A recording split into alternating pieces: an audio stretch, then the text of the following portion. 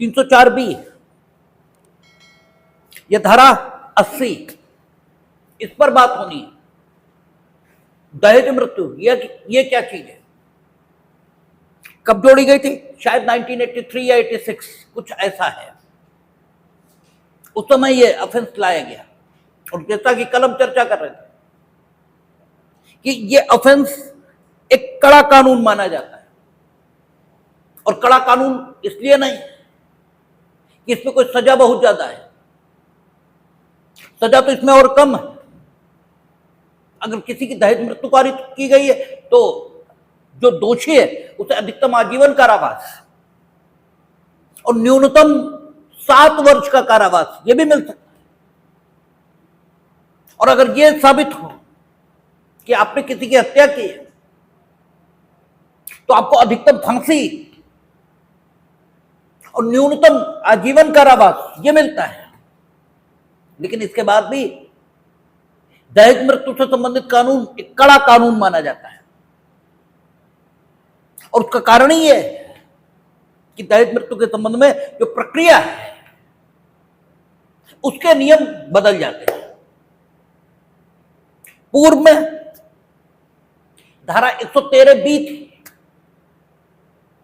और अब शायद 117 या 118 एविडेंस एक्ट है। ठीक है, 118 एविडेंस एक्ट वो साक्ष्य के भार को बदलती है।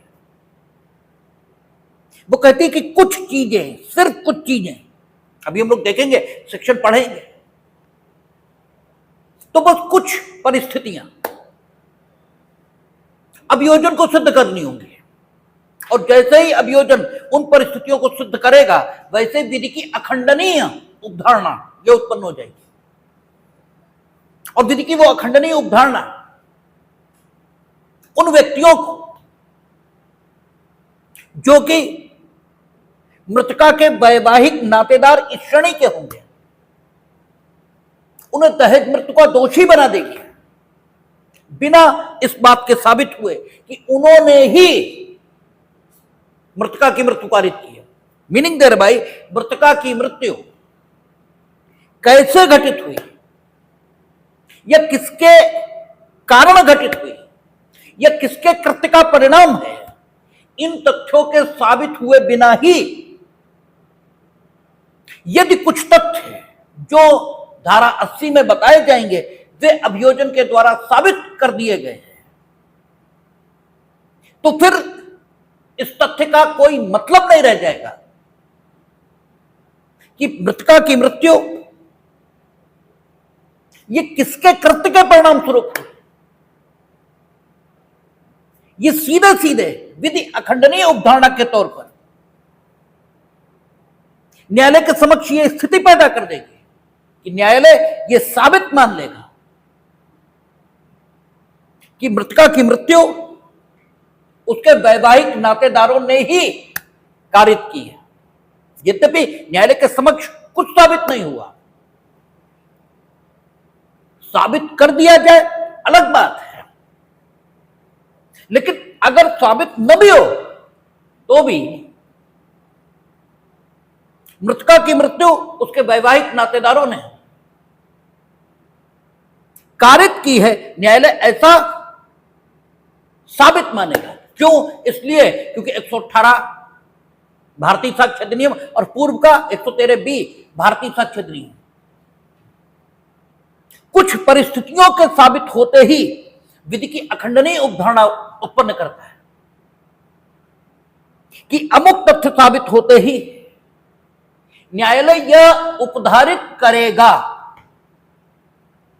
और आपको एविडेंस एक्ट पढ़ाते समय यह बताया गया है कि जहां भी विधि किन्हीं तथ्यों के बारे में यह घोषणा करे कि अमुक तथ्यों का अस्तित्व न्यायालय उपधारित करेगा, वहां उपधारित करेगा इन शब्दों के अर्थ इस प्रकार लिए जाते हैं कि न्यायालय उन तथ्यों को जिनके उपधारित किए जाने के संबंध में विधायी निर्देश है, उन तथ्यों के अस्तित्व को साबित मानेगा। मीनिंग देयर बाय ये मान लेगा कि वे तथ्य अस्तित्व में हैं। इसके बाद वो पक्षकार जिसे इन तथ्यों के अस्तित्व में मान लिए जाने के कारण नुकसान हो रहा है,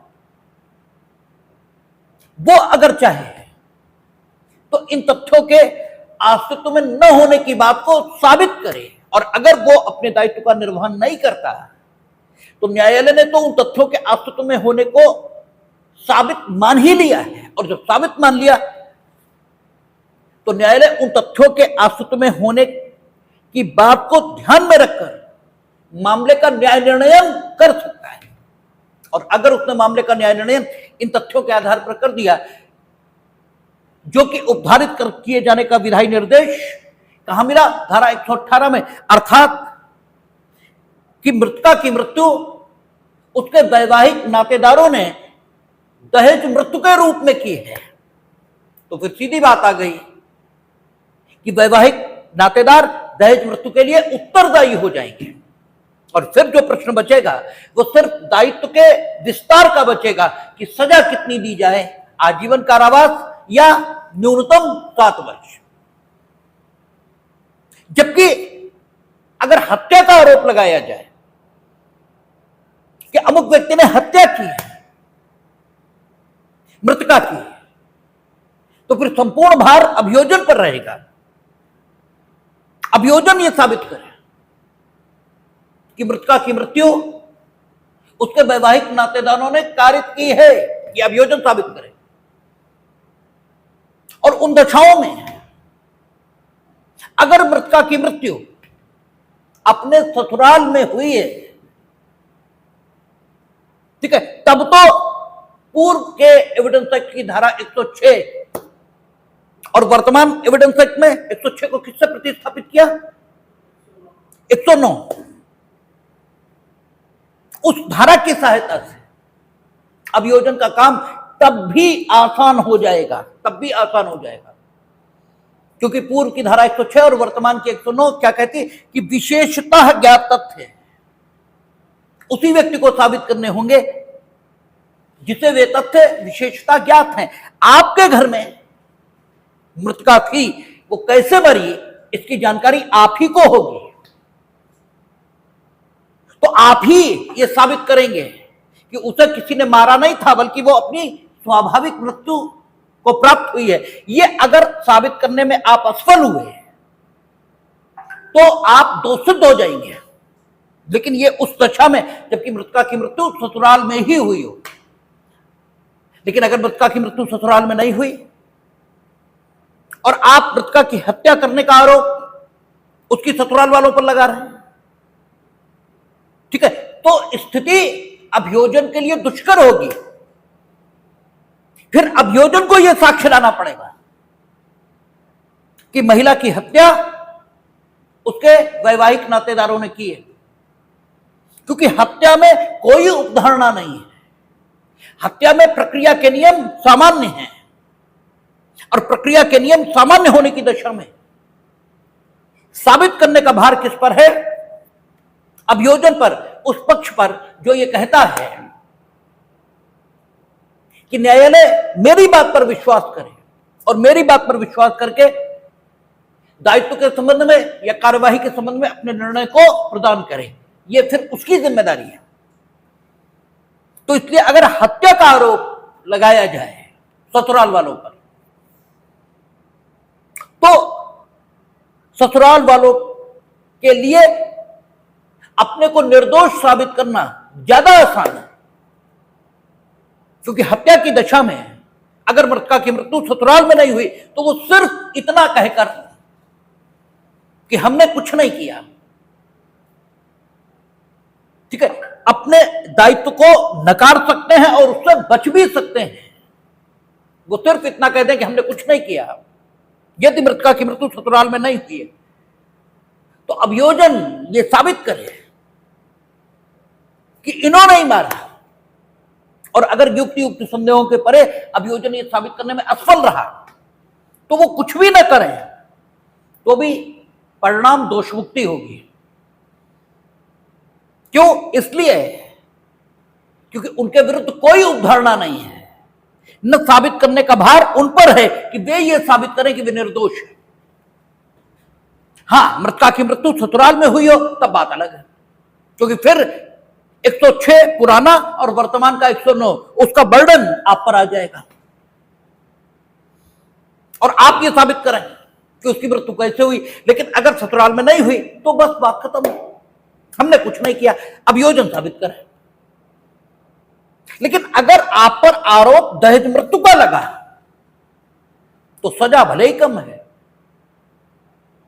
ठीक है, न्यूनतम 7 वर्ष और अधिकतम आजीवन कारावास। लेकिन चूंकि प्रक्रिया के नियम बदले हुए हैं, ठीक है, प्रक्रिया के नियम 118 एविडेंस एक्ट और पुराना 113B एविडेंस एक्ट, उसके साथ सारे मामले को पढ़ा जाएगा और उसके साथ मामले को पढ़े जाने के कारण से उपधारणा आपके खिलाफ आ जाएगी। हालांकि शुरुआती दौर में उपधारणा नहीं आएगी, कुछ तथ्य हैं। कौन से तथ्य हैं? अभी दहेज मृत्यु का सेक्शन जब पढ़ेंगे तो आ जाएंगे। जैसे ही वे तथ्य साबित होंगे तुरंत उपधारणा आ गई आपके खिलाफ कि आपने दहेज के लिए उसे मारा है, और जैसे ही उपधारणा आई अब आपका दायित्व शुरू। अब अगर दोनों पक्षों से कोई साक्ष्य ना आए आपकी दोषसिद्धि हो जाएगी। क्यों? आपका दोष उपधारित कर लिया गया है। इसलिए प्रक्रिया के नियम बदले जाने के कारण या प्रक्रिया के नियम बदल जाने के कारण दहेज मृत्यु का अपराध एक कठोर दायित्व वाला अपराध माना जाता है, या एक कठोर कानून, स्ट्रिंजेंट लॉ इस श्रेणी में आ जाता है। हमने आपसे कल भी कहा कि कठोर कानून की कठोरता का कोई संबंध सजाओं से नहीं होता। कानून की कठोरता का संबंध हमेशा प्रक्रिया से होता है। नार्कोटिक्स, ठीक है, एंड साइकोथेरेपी, ठीक है, NDPS, narcotics drugs and psychotropic substances act, उसमें भी यही है। कन्फेशन बिफोर पुलिस अग्राह्य है। सेक्शन 25 एविडेंस एक्ट पुराना था, ठीक है, वो 2-3 कम होगा, ठीक है ना। तो उसके मुताबिक कन्फेशन बिफोर पुलिस अग्राह्य है, जबकि एनडीपीएस में गजेटेड ऑफिसर जो पुलिस का है उसके समक्ष किया गया कन्फेशन साक्ष्य में ग्राह्य है, ठीक है। तो चूंकि प्रक्रिया के नियम बदले, एविडेंस एक्ट क्या है? प्रक्रिया है, इसलिए एनडीपीएस एक कठोर कानून है। कानून की कठोरता हमेशा प्रक्रिया के नियमों से देखी जाएगी। जो सेना के कानून है वो कठोर क्यों माने जाते हैं? सैन्य कानून, क्योंकि वहां नॉर्मल सीआरपीसी, बीएनएसएस एविडेंस ये लागू नहीं हो रहा है। हम लोगों ने एविडेंस एक्ट पढ़ा है, वहां क्या कहता है? Naval discipline act, army act, air force act, इनके अंतर्गत गठित सेना न्यायालयों को, ठीक है, छोड़कर, ठीक है, यानी इन अधिनियमों के अंतर्गत जो गठित सेना न्यायालय हैं उनको एविडेंस एक्ट लागू नहीं हो रहा। तो एविडेंस एक्ट एक सामान्य प्रक्रिया उपलब्ध करा रहा है, इसलिए उसके अंतर्गत विचारण को फेस करना ज्यादा आसान है। इसीलिए सैन्य कानूनों के अंतर्गत विचारण कठोर माना जाता है। अच्छा, उपधारणाएं या प्रक्रिया के नियम बदले क्यों जाते हैं? ठीक है, क्योंकि ये सोच लेना कि सरकार आपके खिलाफ है, ये मूर्खतापूर्ण तर्क है। ठीक है, सरकार खिलाफ नहीं है आपके, हालांकि समझाया आपको यही गया है। जैसे ऐसे बताते ना कि सरकार ये कर रही, जैसे सरकार दुश्मन हो। ठीक है, सरकार दुश्मन नहीं है। ठीक है, माना यह जाता है कि सरकार किसी वर्ग के खिलाफ हो सकती है, जनता के खिलाफ नहीं हो सकती। ठीक है, माना यह जाता है कि सरकार से भूल हो सकती है, एक भूलवश गलती हो रही, उसी को करेक्ट करने के लिए विपक्ष होता है। ठीक है, कि आप भूल को आइडेंटिफाई करो, कमी को आइडेंटिफाई करो, आप सब कुछ ठीक करो, फिर भी गड़बड़ हो सकती है। सरकार में बैठे लोग अपने व्यक्तिगत हित में काम कर सकते हैं, वो करे तो आइडेंटिफाई करो, लेकिन सरकार आपके खिलाफ नहीं है, ऐसा थोड़ी सरकार आपके खिलाफ। तो प्रक्रिया के नियम बदल क्यों देते हैं? कोई आपसे दुश्मनी थोड़ी है कि प्रक्रिया के नियम बदल कर कानून को कठोर कर दें। प्रक्रिया के नियम ऐसे अपराधों के संबंध में बदले जाते हैं जहां अभियोजन पर सबूत देने का भार रखना यह वाकई अन्याय को जन्म देना होगा। क्योंकि लेडी की मौत घर में हुई, ससुराल में हुई, नॉर्मली दहेज मृत्यु ससुराल में ही होगी। 100 में से 90 दहेज मृत्यु ससुराल में होती हैं, 10 बाहर भी होती हैं। अस्पताल में मर गए, ठीक है, परेशान किया या मारा पीटा, पिता या भाई गए, घर ले आए, मौत मायके में हो गई, ठीक है ना, यह भी हो सकता है। लेकिन 100 में से 90 दहेज मृत्यु ये ससुराल में होगी।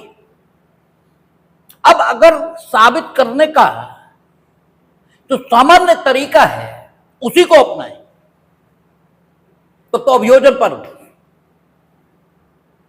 साक्ष्य का भार होगा कि वो ये साबित करे कि उसके वैवाहिक नातेदारों ने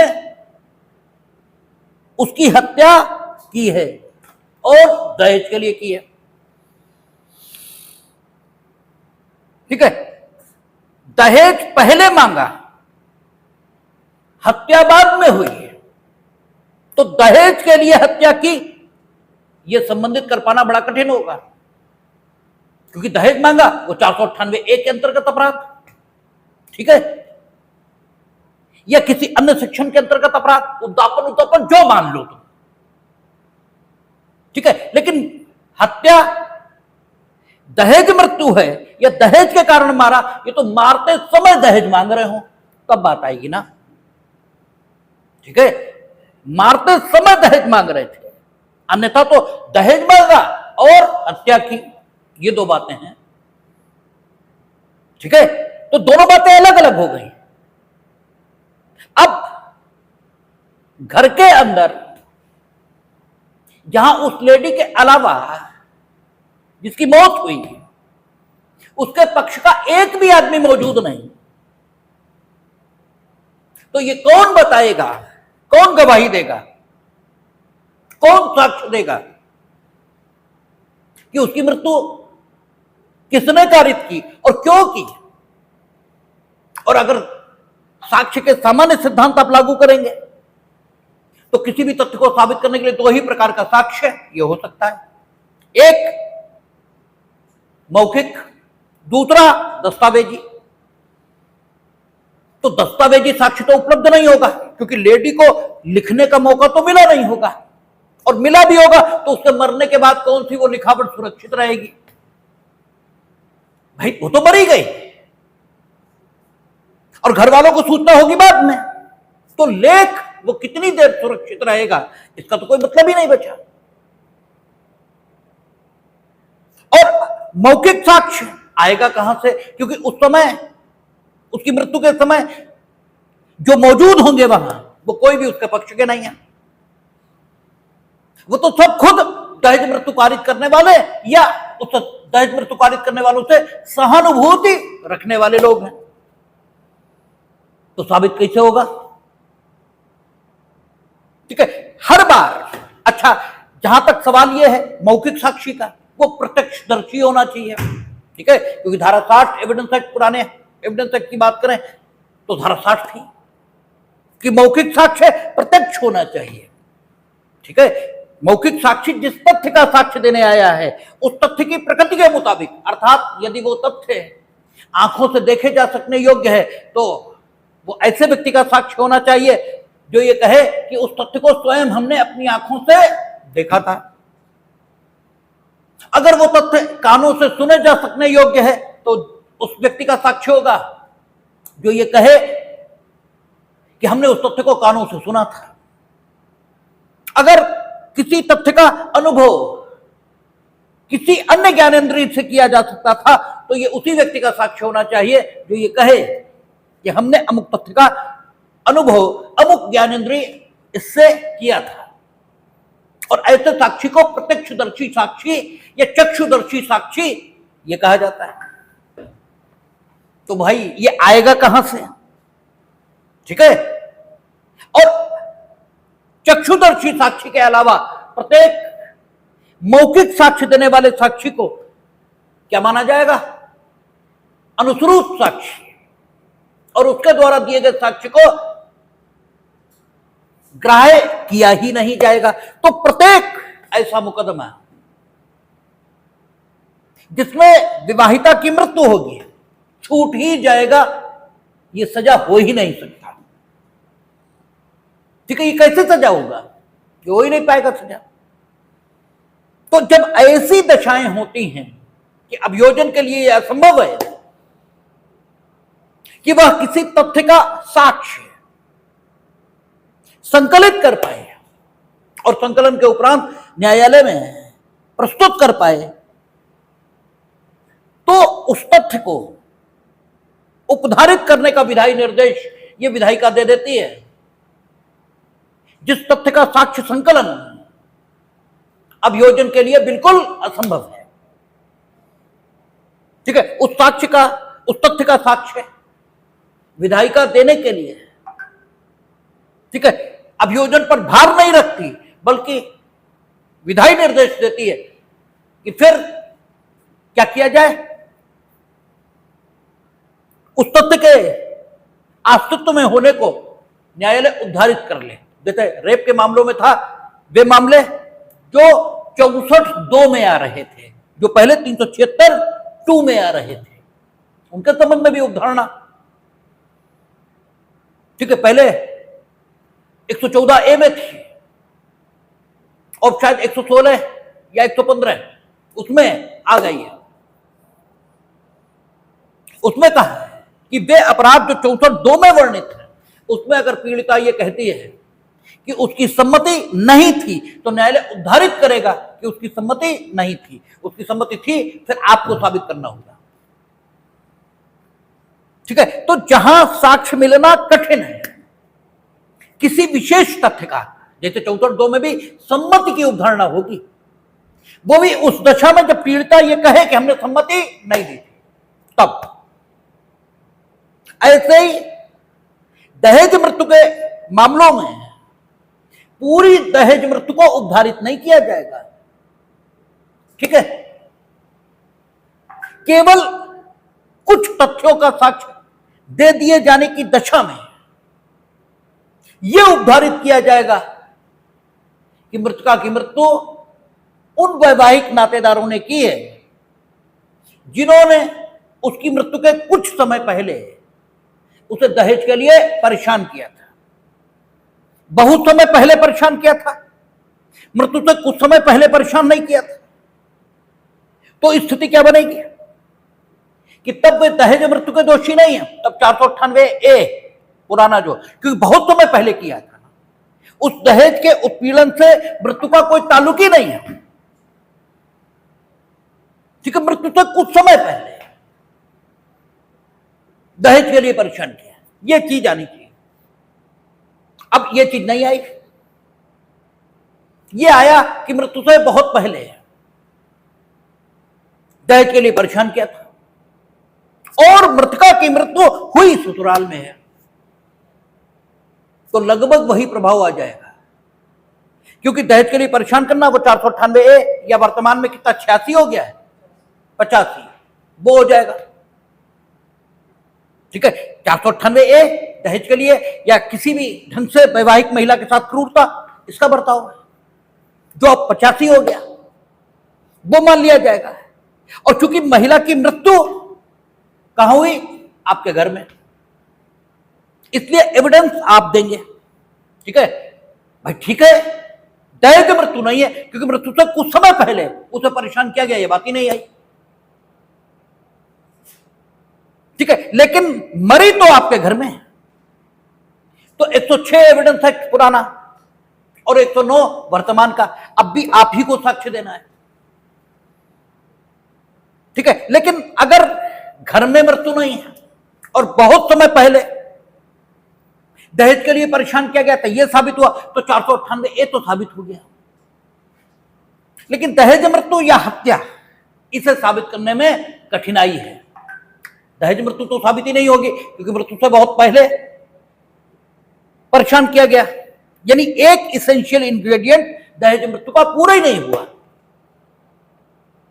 लेकिन हत्या हो सकती है, ठीक है, या हत्या का दुष्प्रेरण यह हो सकता है, लेकिन उसके लिए फिर सारा साक्ष्य का भार किस पर आएगा?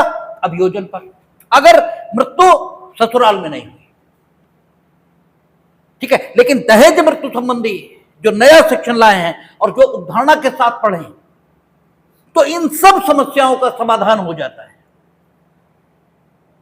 और दहेज मृत्यु जब हम लोग पढ़ेंगे तो देखेंगे कि अभियोजन के ऊपर सिर्फ उन तथ्यों को साबित करने का भार रखा गया जिन्हें अभियोजन के लिए साबित कर देना बहुत आसान है।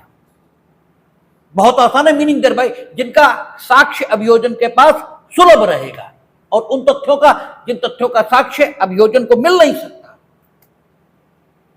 उनकी उपधारणा किए जाने का विधायी निर्देश ये दिया गया है। आप देखें क्या कहता है, जहां किसी महिला की मृत्यु किसी दाह या शारीरिक क्षति द्वारा कारित की जाती है, क्योंकि ये दंडिक सेक्शन है, ठीक है, या उसके विवाह के 7 वर्ष के भीतर सामान्य परिस्थितियों से अन्यथा हो जाती है, ठीक है, हो जाती है, meaning thereby when the prosecution will prove कि महिला की मृत्यु कैसे हुई है, दाह के परिणाम स्वरूप, शारीरिक क्षतियों के परिणाम स्वरूप, और विवाह के 7 वर्ष के भीतर यह हुई है। ये 3 तथ्य, ठीक है, 3 क्यों, 2, या तो दाह, शारीरिक क्षति, या सामान्य परिस्थितियों से अन्यथा, और दूसरा विवाह के 7 वर्ष के भीतर। यह सबसे पहले अभियोजन को साबित करना है। एक युक्ति संगत समय लिया गया है, 7 वर्ष। अगर मृतका को दहेज के लिए मारा जाएगा तो 7 साल तक ही मारा जाएगा, 7 साल के बाद दहेज के लिए मारा जाए, यह बात थोड़ी कठिन है। मारा जा सकता है, दहेज के लिए मारा जाना कठिन है। तो मारा गया तो फिर सीधी सी बात है, साक्ष्य के सामान्य सिद्धांत लागू होंगे। लेकिन ये 3 बातें, 3 नहीं बल्कि 2 बातें, ये अगर अभियोजन ने साबित की प्राइमा फेसी, अच्छा, दाह के परिणाम स्वरूप उसकी मृत्यु है, शारीरिक क्षतियों के परिणाम स्वरूप उसकी मृत्यु है, या सामान्य परिस्थितियों से अन्यथा उसकी मृत्यु है, इसे साबित कर देना अभियोजन के लिए कौन सी कठिन बात है? अरे मृत्यु परीक्षा कराएंगे, ठीक है, इंक्वेस्ट जो सीआरपीसी में था, ठीक है, मृत्यु के कारण की जांच कहां थी? जो आपका चैप्टर था पुलिस के अन्वेषण की शक्तियों का, ठीक है, उसमें सीआरपीसी में पहले थी 175 मृत्यु के कारण की जांच करना, और अब 20 जोड़ लो, मेरा ख्याल है 195 में होगी बीएनएसएस में। तो मृत्यु के कारण की जांच पुलिस अधिकारी कर सकते हैं, और कारण की जांच में अगर उन्हें लगा कि मामला संदेहास्पद है, सामान्य परिस्थितियों से अन्यथा लग रही है मृत्यु, यह दाह के परिणाम स्वरूप लग रही है, यह शारीरिक क्षतियों के परिणाम स्वरूप लग रही है, ठीक है, क्योंकि हम अथॉरिटेटिव ढंग से यह नहीं कह सकते कि मृत्यु क्यों हुई है, ठीक है, शारीरिक क्षतियों के परिणाम स्वरूप हुई या दाह के परिणाम स्वरूप हुई, ठीक है, दाह जनित शारीरिक क्षतियां उनके परिणाम स्वरूप मृत्यु हुई, एक बात है, शारीरिक क्षतियां दाह जनित है, दाह ना होता तो शारीरिक क्षतियां नहीं होती, लेकिन मृत्यु दाह के परिणाम स्वरूप नहीं है, शारीरिक क्षतियों के परिणाम स्वरूप। ठीक है, मृत्यु दाह के ही परिणाम स्वरूप है। यद्यपि दाह के परिणाम स्वरूप शारीरिक क्षतियां भी हैं, लेकिन मृत्यु का कारण दाह है, डिफरेंट बात है। ठीक है, असामान्य परिस्थितियों में, ठीक है, सिर पे चोट है, अब चोट गिरने से भी आ सकती है, पैर फिसला, गिरे, चोट आ गई, ये भी हो सकता है। और आपने छत से धक्का दिया, ये भी हो सकता है, चोट तो आएगी ही। ठीक है, तो सामान्य परिस्थितियों से अन्यथा चोट अगर मौजूद है तो सामान्य परिस्थितियों से अन्यथा है मौत। वे सामान्य परिस्थितियों से अन्यथा परिस्थितियां कौन सी थी, इस पर साक्ष्य आएगा। ठीक है, इस पर साक्ष्य आएगा, लेकिन ये मौत सामान्य परिस्थितियों से अन्यथा है। इसे जान लेना कौन सी कठिन बात है। पुलिस अन्वेषण की प्रक्रिया में, ठीक है, मृत्यु के कारण की जांच कर सकती है, और मृत्यु का कारण अगर संदिग्ध पाती है, पोस्टमार्टम होगा, मृत्यु का कारण आ जाएगा। और अगर मृत्यु का कारण आ गया, और मृत्यु का कारण यह आया कि दाह, शारीरिक क्षतियां, यह सामान्य परिस्थितियों से अन्यथा। अब सवाल यह आया कि विवाह के 7 वर्ष के भीतर मौत हुई है, यह साबित करना है।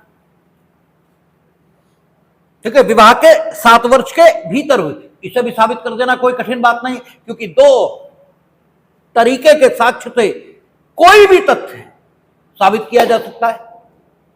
प्रत्येक तथ्य 2 प्रकार के साक्ष्य में से किसी एक प्रकार का साक्ष्य देकर साबित किया जा सकता है। यद्यपि अगर किसी तथ्य के संबंध में दस्तावेजी साक्ष्य उपलब्ध है और आप उस तथ्य को मौखिक साक्ष्य से साबित कर रहे हैं, तो यह एक संदेह उत्पन्न होता है कि आपने दस्तावेज क्यों नहीं प्रस्तुत किया, और उस दशा में आपके मौखिक साक्ष्य को संदिग्ध या इस स्तर का माना जा सकता है कि इसका समर्थन अन्य साक्ष्य से होना चाहिए। हमने आपसे कहा था साक्ष्यों की 3 श्रेणियां होती हैं।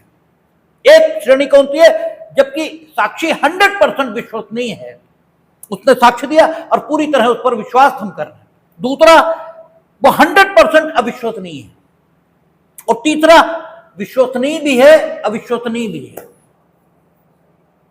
और जब साक्षी इस श्रेणी का होता है, तब उसके समर्थन की जरूरत पड़ती है, उसके साक्ष्य के, उसके समर्थन की, यानी उसने जो साक्ष्य दिया उसके समर्थन की, उसने जो साक्ष्य दिया उसके समर्थन की जरूरत पड़ती है, मतलब उसके साक्ष्य की तात्विक विशिष्टियों के समर्थन की जरूरत पड़ती है, तात्विक विशिष्टियों। और तात्विक विशिष्टियों का समर्थन आप देख आ सकते हैं, एफआईआर, पोस्टमार्टम रिपोर्ट, डॉक्टर ने जो कुछ कहा है। लेकिन 161 में अन्वेषण के दौरान जो लिखा गया उससे केवल खंडन होगा, उससे समर्थन नहीं हो सकता। ठीक है ना, तो ये समर्थन, संपोषण किया जाएगा साक्षी का। तो सीधी बात है, विवाह के 7 वर्ष के भीतर मौत हुई, इसे भी साबित कर देना। शादी के कार्ड होंगे, और चलो 7 साल तक सुरक्षित नहीं रहता कार्ड, कई बार नहीं रहता, तो इस तथ्य को मौखिक रूप से साबित किया जा सकता है कि शादी कब हुई थी, बता देंगे 7 वर्ष इस तारीख को हुई थी। ठीक है, तो ये तथ्य साबित करना कोई कठिन बात नहीं है, इसलिए इनको साबित करने का भार अभियोजन पर ही है, इनके संबंध में कोई उपधारणा नहीं है। उसने कहा, जहां किसी महिला की मृत्यु किसी दाह या शारीरिक क्षति द्वारा कारित की जाती है, या उसके विवाह के 7 वर्ष के भीतर सामान्य परिस्थितियों से अन्यथा हो जाती है, अब इतना अभियोजन साबित करेगा, और यह दर्शित किया जाता है। जो दर्शित कौन करेगा, अभियोजन करेगा।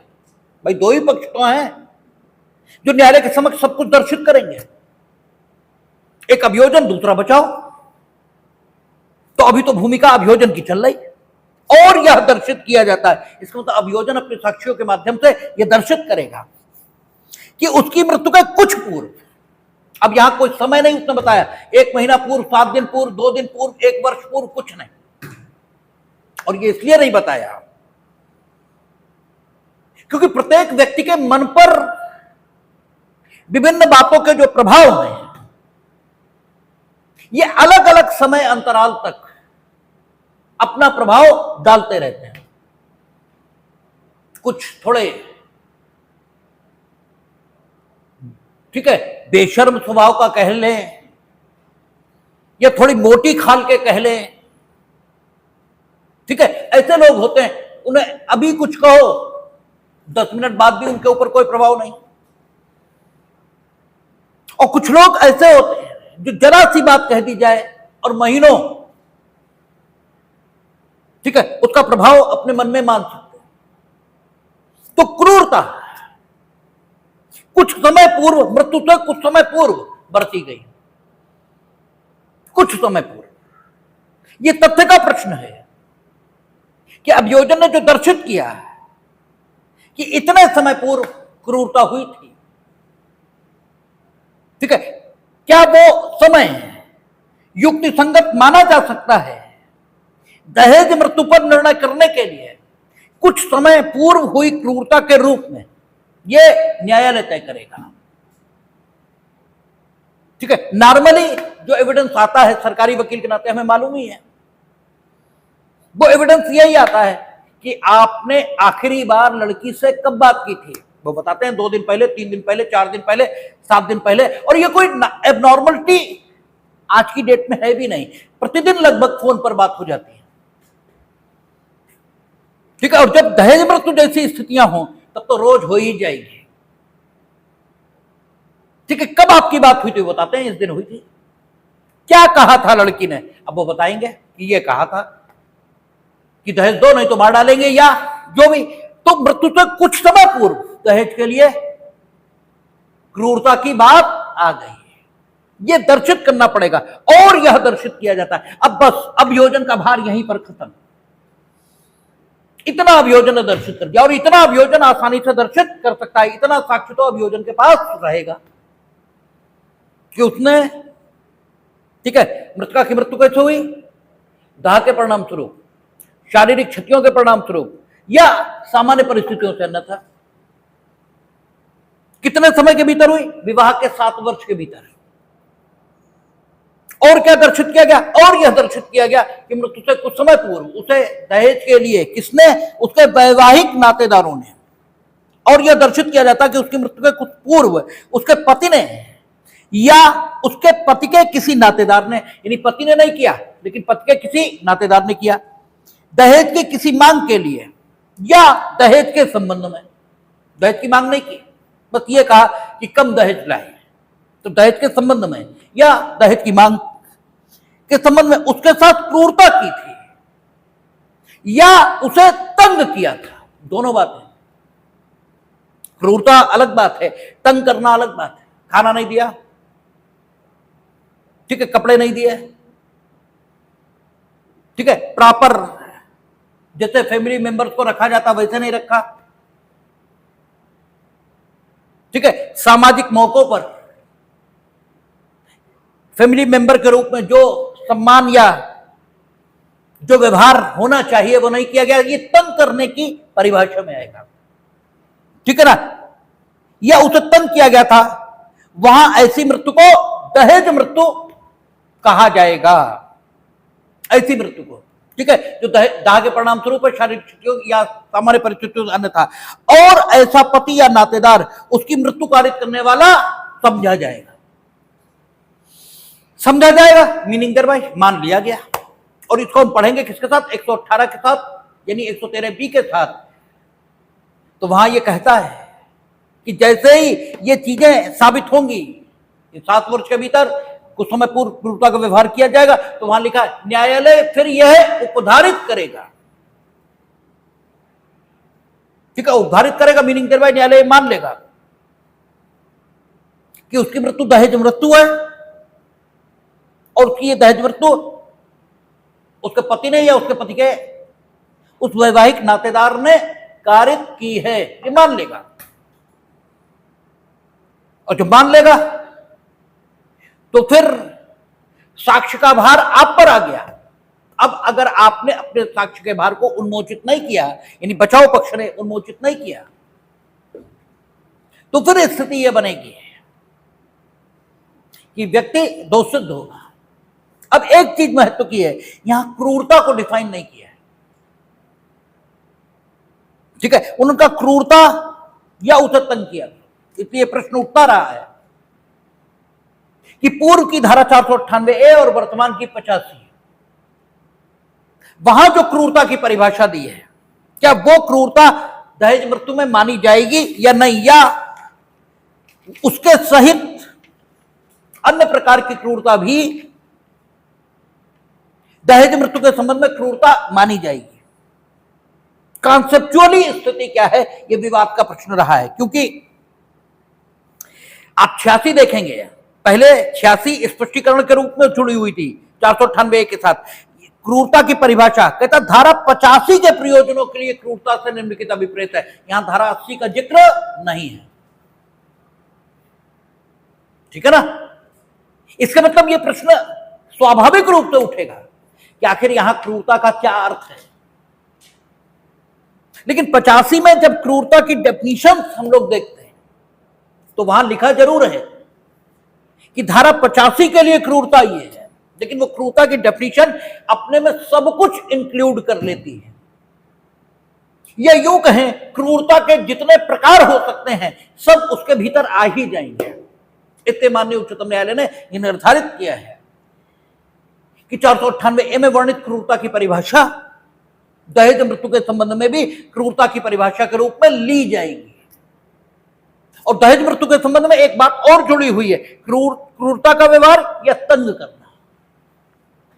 ठीक है, आपने तंग भी किया तो भी यही स्थिति बनेगी कि मृत्यु से कुछ समय पूर्व आपने दहेज के लिए, दहेज के संबंध में उसे तंग किया था और आप पति या पति के वैवाहिक नातेदार थे। अब देखिए, वैवाहिक नातेदार नहीं थे, आप बाहर के आदमी थे। ठीक है, पड़ोसी थे, तो आपके विरुद्ध दुष्प्रेरण का आरोप तो लग सकता है, लेकिन दहेज मृत्यु कार्य करने वाले आप नहीं माने जा सकते, क्योंकि पति या पति के नातेदार यही है। ठीक है, क्रिमिनल लॉ की विशेषता यही है। और दहेज मृत्यु वास्तव में जो पति या पति के नातेदार नहीं है, उनके अलावा कोई कार्य करेगा भी क्यों? ठीक है भाई, उसे तो दहेज मिल नहीं जाएगा। अगर दहेज मिल भी जाए तो उसे तो कोई फायदा होगा नहीं, वो क्यों करेगा? इसलिए पति या पति के नातेदार केवल उन्हीं को रखा, बाकी कुछ नहीं। अब सवाल यह उठता है कि जिस समय फ्रेमिंग ऑफ चार्ज हो रहा होगा, ठीक है, आरोप की विरचना हो रही होगी, उस समय साक्ष्य नहीं आया होगा। उस समय जो कुछ संकलित होकर अन्वेषण में संकलित हुआ होगा वही साक्ष्य के रूप में न्यायालय के समक्ष होगा, क्योंकि वो साक्ष्य होता ही नहीं इन द स्ट्रिक्ट सेंस। आपसे कई बार चर्चा हुई, उसे केवल हम साक्ष्य मान लेते हैं जमानत के लिए और आरोप के लिए। तो उस समय हम ये तय नहीं कर सकते कि अभियोजन के तौर पर हम क्या क्या साबित कर पाएंगे। और 90% केसेस में जब दहेज मृत्यु का आरोप होता है तो मृतका की मृत्यु घर में ही हुई होती है। ठीक है, इसलिए धारा 221 सीआरपीसी पहले थी और अब बीएनएसएस में 235 क्योंकि 229 से शायद आरोप है, 244 हो गई। ठीक है, वहां आनुकल्पिक आरोप की विरचना की बात की गई है। वहां यह कहा गया यदि अभियोजन को यह संदेह है कि अंत में वो कौन सा अपराध साबित कर पाएगा, तो जिन जिन अपराधों को साबित करने की संभावना है उन सबका वैकल्पिक आरोप यह अभियुक्त पर लगा दिया जाएगा। तो इसलिए वर्तमान में आप देखते हैं कचहरी अगर जाएंगे तो 304B के प्रत्येक विचारण में, ठीक है, वो आनुकल्पिक आरोप हत्या का भी लगा देते हैं। आपके घर में मरी ना, चलो हम ये नहीं साबित कर पाए कि 7 साल के भीतर मरी, ये साबित हो के आए। जब साक्षी आए तो साबित ये हुआ कि 10 साल हो गए थे शादी को। तो दहेज मृत्यु नहीं है, लेकिन हत्या तो है। मरी कैसे भाई? ये तो दाह है, शारीरिक क्षति है, या सामान्य परिस्थितियों से अन्यथा है? तो तुम बताओ कैसे मरी है? दाह अगर हुआ और तुमने किया तो भी, हां अपने आप लग गया, बात अलग है। तो कैसे लगा ये तो आप ही बताएंगे। 106 का वर्डन आपके खिलाफ है, जो वर्तमान में 109 हो गई। तो आपको तय करना पड़ेगा। तो इसके वैकल्पिक या अनुकल्पिक आरोप वहां 302 का लगाया जाता है, और 304 बी या 80 ये कठोर कानून मानते हैं। और कठोर मानने का कारण ही ये है कि इस सेक्शन में प्रक्रिया के नियम बदले हुए। ठीक है, तो आपका कहता है स्पष्टीकरण, इस उपधारा के प्रयोजनों के लिए दहेज का वही अर्थ है जो दहेज प्रतिषेध अधिनियम की धारा 2 में है। दहेज ये भी नहीं परिभाषित है यहां। तो दहेज प्रतिषेध अधिनियम जब आप पढ़ेंगे तो वहां दहेज और उपहार इसके बीच अंतर किया है। उपहारों का लेन देन मना नहीं है, दहेज का लेन देन मना है। शादी के अवसर पर उपहार दिए जाने की परंपरा है, और उपहार ये जरूरी नहीं कि 2 रुपए का ही हो। उपहार देने वाले की हैसियत पर निर्भर होता है। लेकिन उपहार के संबंध में एक बात तय है कि उपहार ऐसा होता है जिसे दे देने के बाद भी देने वाले की सेहत पर कोई असर नहीं आता। सेहत पर कोई असर नहीं आता, मीनिंग देर में ऐसा नहीं होता कि उपहार देने के लिए किसी को उधार लेना पड़े या रुपए की व्यवस्था करनी पड़े। ठीक है, यह उपहार की एक इसेंशियल क्वालिटी है। हमने कहा कानून में कभी भी इससे बातें तय नहीं होंगी कि आपने किस चीज को क्या नाम दे दिया, इससे कोई फर्क नहीं पड़ता। कानून में सत्य का अन्वेषण किया जाता है। सत्य का अन्वेषण मीनिंग दर भाई, आप जो प्रस्तुत कर रहे हो वो कितना सत्य है, इसी का अन्वेषण वहां होता है। आप कह रहे हो कि हमने उपहार लिए और दिए थे, पता ही लग रहा है कि जो वस्तु आप उपहार के तौर पर लिया और दिया जाना कहते हो, उसकी व्यवस्था करने के लिए उधार पैसा लिया गया या कोई पुश्तैनी प्रॉपर्टी बेची गई या कोई बैंक बैलेंस खाली किया गया, तो यह नहीं माना जा सकता कि यह उपहार है। आपके कहने से क्या होता है? आप तो कुछ भी कहोगे। आप गधे को गाय कहोगे, मानेंगे कि गधा गाय है? आप गाय को गधा कहोगे, मानेंगे कि गाय गधा है? आपके कहने से क्या होता है? ठीक है, तो उपहार है या नहीं है, यह उपहार के गुणों के आधार पर वहां तय होगा, और इसी का नाम अदालत है।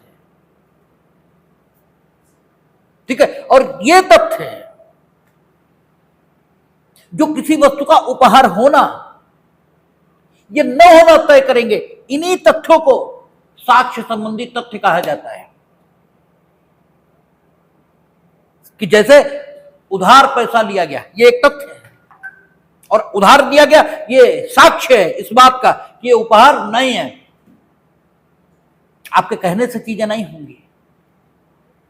ठीक है, जब आप एलएलबी में होते हैं, आम समाज में होते हैं, तो आपको बड़ी समस्या होती है। आपको लगता है चीजें साबित कैसे होंगी, ये कोई जादू है। जादू कुछ नहीं है। अरे एक बड़ी सीधी बात है, कोई भी चीज होगी तो कुछ अन्य चीजें होंगी तभी वो होगी, अन्यथा नहीं होगी। तो आप कहते हो कि अमुक चीज है, अगर वे चीजें नहीं है जो अमुक चीज के अस्तित्व में होने पर होनी चाहिए, तो अमुक चीज कैसे है? आप कहते हो धूप थी, हम पूछ रहे हैं कि बिल्डिंग की छाया बन रही थी, तुम कहते हो नहीं। तो कहा यार कैसे धूप थी? जब छाया ही नहीं बन रही थी तो धूप थी कैसे? तो ये नहीं हो सकता, ठीक है ना। तो उपहार देना मना नहीं है, वहां दहेज देना मना है। और दहेज और उपहार इसकी परिभाषाएं की गई हैं, और यह कहा गया है कि जो देने से व्यक्ति की जो दशा है उस पर कोई विपरीत प्रभाव ना आए, वो उपहार है, बाकी दहेज है। इसके अलावा भी दहेज के संबंध में बताया गया कि यदि कोई चीज विवाह के संबंध में या विवाह के कारण किसी को दी गई है, ठीक है, तो वो चाहे विवाह के पहले दी गई चाहे विवाह के बाद दी गई, वो दहेज ही है, ठीक है। क्योंकि विवाह के बाद भी विवाह के संबंध में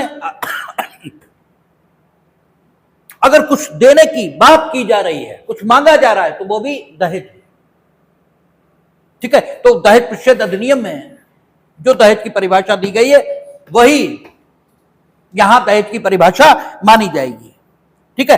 अब सबसेक्शन 2 में वो बात कर रहा है जिसके कारण से दहेज मृत्यु अपराध बन जाएगा, कि जो कोई दहेज मृत्यु कारित करेगा वह कारावास से जिसकी अवधि 7 वर्ष से कम की नहीं होगी, न्यूनतम सजा यहां है, और किंतु जो आजीवन कारावास की हो सकेगी दंडित किया जाएगा। हमारी समझ में नहीं आ रहा कि सब जगह जुर्माना कैसे हट गया, ये मेरी समझ में नहीं आ रहा। मतलब मेरे लिए बड़े आश्चर्य का विषय बनना है ये।